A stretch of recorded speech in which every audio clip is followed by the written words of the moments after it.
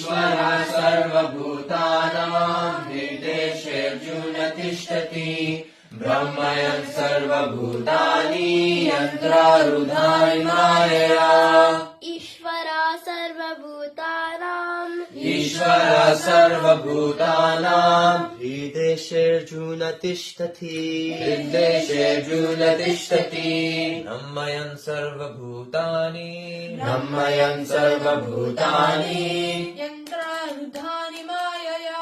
यन्त्रारूढानि मायया ईश्वरः सर्वभूतानां हृदेशेऽर्जुन तिष्ठति ब्रह्मयन् सर्वभूतानि यन्त्रारूढानि मायया